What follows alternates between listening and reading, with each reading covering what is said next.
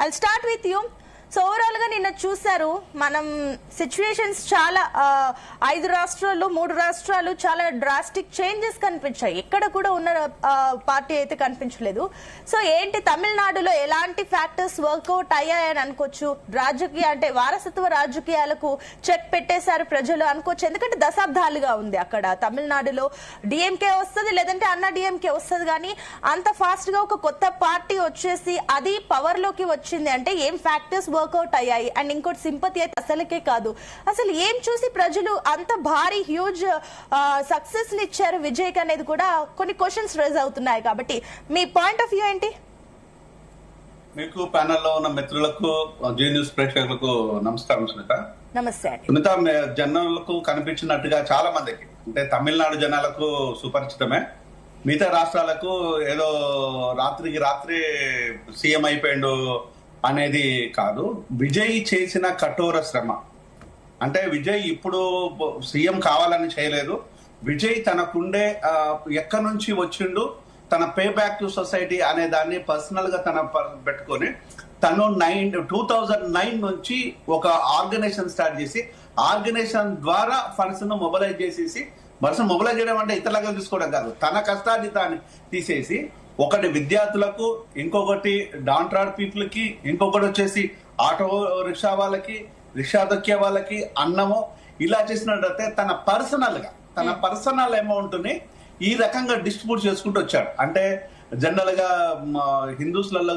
Muslims లో కానీ Christian లో కానీ తన సంపాదన లోపల ఒక 10% ప్రజలకు ఖర్చు చేస్తే అది దేవుడికి ఇచ్చిన ఫీలింగ్ ఉంటది. కాబట్టి దాన్ని Hindu or Muslim or Christian over ever. So ఇక్కడ దీన్ని దశమ భాగంగా చిత్రీకరించుకుంటారు క్రిస్టియానిటీలో. సో ఆ విధంగా తను ఇన్ని సంవత్సరాల కఠోర శ్రమ దానికి మొబిలైజ్ చేసేదంతా తన ఫ్యాన్ బేస్డ్ పీపుల్ మీద స్పెండ్ చేసేసి ఇది ప్రజల్లోకి తీసుకెళ్లే ప్రోగ్రామ్ పెట్టాడు. ఆ ప్రోగ్రామ్ విజయ్ ఫోటోతోనే ఒక 10 years బ్యాక్ విజయ్ ఫోటోతోనే దగ్గర 270 మంది లోకల్ బాడీ ఎలక్షన్ లోపల గెలిచారు. విజయ్ ఎవరికి ఓటేయమని చెప్పలేదు, విజయ్ ఎక్కడ క్యాన్వాస్ చేయలేదు, విజయ్ స్టేట్మెంట్ ఇవ్వలేదు, విజయ్ ఇది కావాలని అడగలేదు. సో విజయ్ ఫోటోతోనే తన ఆర్గనైజేషన్ ఏదైతే రన్ చేస్తున్నారో ఆర్గనైజేషన్ రన్ చేసే వాళ్ళు మేము విజయ్ ఫ్యాన్ బేస్ తో వచ్చినామని చెప్పడంతోనే వాళ్ళు 187 మంది లోకల్ బాడీ ఎలక్షన్ లో గెలిచారు. ఆ సబ్జెక్టు కలెక్షన్ 300కు పైచిలకు, కానీ నాకు అక్యురేట్ గా తెలిసింది మాత్రం ఇదే ఫిగర్. సో దీన్ని ఇది ఒక అంశం. మరొక అంశం వచ్చేసి తను చేసిన శ్రమ లోపల ఇది తన మీద చేసిన కుట్రలు ఈ రోజు కుట్రలు కావు.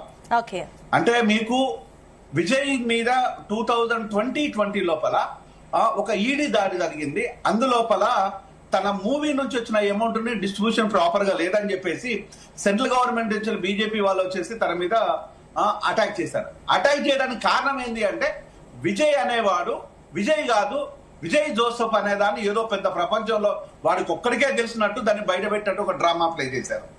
విజయ్ జోసెఫ్ అనేవాడు ఇక ఈ క్రిస్టియన్ అనేవాడు ఇక్కడ క్రిస్టియన్ కాదు, తను క్రిస్టియానిటీ లోపల కూడా ఆర్సిఎం క్రిస్టియన్ కాదు, తను ప్రొటెస్టియన్ అని చెప్పేసి అదో పెద్ద వింతలాగా దాన్ని బయట పెట్టినట్టు డ్రామా చేసింది బీజేపీ. బట్ ఈవెన్ అంటే Vijay father Catholic Christian I think so, mother వచ్చేసి ప్రొటెస్టెంట్స్. ఓకే, సో మదర్ వచ్చేసి బ్రాహ్మణ్స్ అంట కదా. Mother Brahmin, is SC, belongs to SC. మన దగ్గర Madiga is SC. So then అంటే ఇవన్నీ పెద్ద వింతే కాదు. ఎక్కడైనా కూడా కులాన్ని దాచిపెట్టి విజయ్ బ్రతకలేదు. సో ఆ కమ్యూనిటీ వచ్చిన వాడు ఎవడు బ్రతకలేదు. అక్కడ ఈవెన్ తమిళనాడులో కూడా అసలు ఆ కులాన్ని ఎవరు పట్టించుకోలేదు, ఈ పాయింట్స్ ఎవరు ఫ్యాక్టర్స్ చూడలేదు. దాన్ని కూడా పట్టించుకున్నారు బీజేపీ వాళ్ళు, దాన్ని కూడా టార్గెట్ చేశారు. విజయ్ రావడంతోనే నేను పలానా కులంలో పుట్టాను, నేను పలానా మతంలోనే ఉంటాను, నేను రెగ్యులర్ గా వచ్చే సాంప్రదాయపు ద్రవిడన్ లాగా బిహేవ్ చేయను, నేను ఆంటీ గాడ్ కాదు, దేవుడు మొక్కునే వాళ్ళు మొక్కుంటారు, ఐ బిలీవ్ జీసస్ అని చాలా స్పష్టంగా చెప్పేశారు. ఆ స్పష్టంగా చెప్పడంతో బీజేపీ నాయకులకు కావాల్సింది ఏంటంటే మసాలా దానికి యాడ్ కావాలి. కాబట్టి రకరకాల దాన్ని ఫ్రై చేసి పబ్లిక్ చేయడానికి మొదలు పెట్టేసిందో. అక్కడి నుంచి వచ్చిందే త్రిషకు ఉన్న తనకున్న స్నేహం అనేది ఇప్పటిది కాదు. ఒక 15-20 ఇయర్స్ క్రితం నుంచి తన యాక్ట్ చేసిన పంచులు తన కో ఆర్టిస్ట్ తోని కొలీగ్స్ తోని క్లోజ్ గా ఉన్నంత మాత్రాన అక్రమ సంబంధాలు అంతకట్టంలో భారతదేశం కంటే మించింది ఇంకోటి ఉంటుందని నేను అనుకోను. సో అది సక్సెస్ఫుల్ గా చేసే ప్రోగ్రామ్ లోపల సంగీతను మైండ్ డైవర్ట్ చేసే ప్రోగ్రామ్ పెట్టేసింది. సో అక్కడ నుంచి కూడా గ్యాప్ వచ్చింది. వాళ్ళిద్దరి మధ్యలో మీరు యాక్ట్ చేయడానికి 10 years గ్యాప్ వచ్చేసింది. మన దగ్గర సైనికుడు మూవీ, అదే సైనికుడు మూవీ తమిళ్లో చేసిన తర్వాత 10 years గ్యాప్ వచ్చేసింది. అంటే ఈ రోజు ప్రతి అంశాన్ని విజయ్ అనేటువంటి పేరు వింటేనే ఒక్కొక్కరికి ఒళ్ళు భయం కాదు, నిద్ర లేకుండా రాత్రులు గడిపారు. ఇది 2 సంవత్సరాల 7 నెలల లోపల ఈ రోజు ఎన్టీ రామారావు గారి తర్వాత ఒక సింగిల్ పర్సన్ తను ఎవరెవరికి టికెట్ ఇచ్చారంటే ఒక రిక్షా దొక్కేవాడికి, ఒక మంగళ షాపులు చేసేవాడికి, తన డ్రైవర్ కొడుక్కి, ఒక టిఫిన్ సెంటర్ రన్ చేసేవాడికి, పంచర్లు చేసేవాడికి ఇది ఆయన టికెట్ ఇచ్చిన పద్ధతి. ఎవరి దగ్గర డబ్బులు తీసుకోలేదు, ఎవరితో డబ్బులు ఖర్చు చేయించలేదు, ఎక్కడ పబ్లిసిటీ చేయలేదు, ఎక్కడ హంగామా చేయలేదు, ఎక్కడ ఆర్భాటం చేయలేదు. కానీ అష్టదిగ్బంధనం చేసింది డిఎంకే పార్టీ. కరూరు కేసు లోపల ఎస్ విజయ్ కనుక దోషి అయితే ఉరి తీయండి, తప్పులేదు. విజయ్ కనుక అది చంపడం లోపల ఉన్నట్లయితే ఏ శిక్షలైనా వేయండి, తప్పులేదు. కానీ విజయ్ కి మాత్రమే ప్రాబ్లం క్రియేట్ చేయాలనుకున్న ఈ రాక్షసత్వానికి తమిళ ప్రజలు ఫుల్ స్టాప్ పెట్టేశారు. ఓకే అండి జయరామ్ గారు, విల్ కమ్ బ్యాక్. ఎందుకంటే ఇంకా 2 టాపిక్స్ కూడా ఉన్నాయి మనం మాట్లాడాల్సినవి. ఎస్ దిలీప్ గారు, గుడ్ మార్నింగ్. గుడ్ మార్నింగ్ అండి. సో విజయ్ గెలవబోతున్నాడు అని తెలియగానే అటు కేటీఆర్ సోషల్ మీడియా అకౌంట్ లో కేసీఆర్ విజయ్ కలిసి ఉన్న ఫోటో కూడా ఒకటి పోస్ట్ చేసి కంగ్రాచులేట్ చేయడం, అంటే ఇద్దరు ముందు నుంచే ఇట్లా పరిచయం ఉన్నట్టుగా పెట్టారు. ఏంటి ముందు నుంచే పరిచయమా విజయ్ అంటే? ఇలా అవన్నీ తెలుసా? బీఆర్ఎస్ కూడా ఏమైనా సపోర్ట్ చేస్తుందా టీవీకే గెలుపులో? ముందుగా ప్యానల్ మెంబర్స్ కి ఇప్పుడు 4 రాష్ట్రాల్లో కేంద్రపాలిత ప్రాంతాల్లో గెలిచిన అందరికీ శుభాకాంక్షలు తెలియజేస్తూ, విజయ్ గారు గతంలో కేసీఆర్ గారిని కలిసి తనే వచ్చి ఇక్కడ మనకి హైదరాబాద్ లో కేసీఆర్ గారిని కలిసి వెళ్ళినటువంటి సందర్భం మనం చూస్తున్నాం. అంటే వాళ్ళు గౌరవంగా వచ్చిర్రు, ఆయన పెద్ద ఆయన కాబట్టి సలహాలు సూచనలు తీసుకుంటారు, అంతవరకు ఉంటది. ఎందుకంటే తను ఒక పెద్ద విజయ్ అనే వ్యక్తి ఒకసారి మీరు గుర్తుపెట్టుకోండి, తనకు ఒక 85,000 అభిమాన సంఘాలు ఉంటుండే. అభిమాన సంఘాలు అన్నిటిని ఏం చేసిందంటే 2009లో అవన్నీ ఒక ప్లేస్ లో మెర్జ్ చేసి టీఎంఐ అనే ఒకటి సంస్థ స్టార్ట్ చేసిండు. అంటే విజయ్ గారు అనేది చాలా ప్లానెడ్ గా ఉన్నాడు. తను 2009లో సంస్థ ప్రారంభించి 2011లో అన్న డిఎంకే ఆల్రెడీ మద్దతు ఇచ్చిండు. అంటే తన రాజకీయ అరంగేట్రం అనేది 2011లో మనం స్టార్ట్ అయిందిగా ఈరోజు భావించవచ్చు. దాని తర్వాత మనకు లోకల్ బాడీస్ లో కూడా 167 లోకల్ బాడీస్ లో కంటెస్ట్ చేసి 122 స్థానాల్లో కూడా తనకు గెలవడం జరిగింది.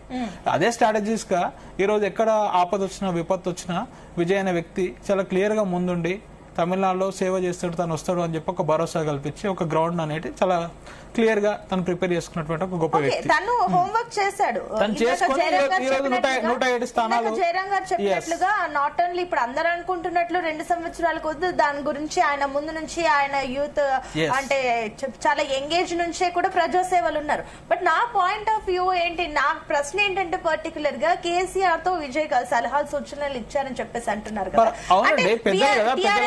టీఆర్ఎస్ ఏ రకంగా ఒక పార్టీ కొత్తగా పార్టీ వచ్చి అధికారంలోకి వచ్చిందో టీవీకే కూడా రావాలని అనుకుంటున్నట్టు అప్పుడే ముందేమైనా హింట్ ఇచ్చారా, ఏమైనా మార్గదర్శకాలు చేశారా కేసీఆర్ విజయ్ కి పర్టికులర్ గా? చేస్తారు కదండి, వాళ్ళ మధ్యలో 1-to-1 కన్వర్సేషన్ జరిగినప్పుడు అయితే కేసీఆర్ అన్న బయటకు వచ్చి చెప్పాలి, లేదంటే విజయ్ అన్న బయటకు వచ్చి చెప్పాలి. ఇప్పుడు చూసే ఎవరైనా సరే ఏంటంటే ఒక పెద్ద ఆయన దగ్గర నువ్వు పోతే ఏమంటారు, పెద్ద ఆయనతో సలహా తీసుకోవడానికే పోతారు, లేదంటే వాళ్ళకు అరే ఇట్లా పరిస్థితులు ఎట్లున్నాయి సమకాల రాజకీయాలు డిస్కస్ చేయడానికి పోతారు. ఇప్పుడు మనం దీంతో పాటుగా మనకి ఇప్పటికీ ఈ కాంగ్రెస్ బీజేపీలు అనేటివి ఈ దేశంలో ఎట్లా పర్ఫామ్ చేస్తా ఉన్నాయి, అసలు మన సదర్న్ స్టేట్ లో ఏం జరుగుతా ఉన్నది, దాని గురించి కూడా మనం కొంచెం చర్చకి వెళ్దాం. ఒకటి ఏంటంటే ఇప్పటికీ మనం ఎక్కడ చూసినా సరే ఆటగాగినటువంటి పార్టీల పరిస్థితి ఏ విధంగా చూస్తా ఉన్నాం.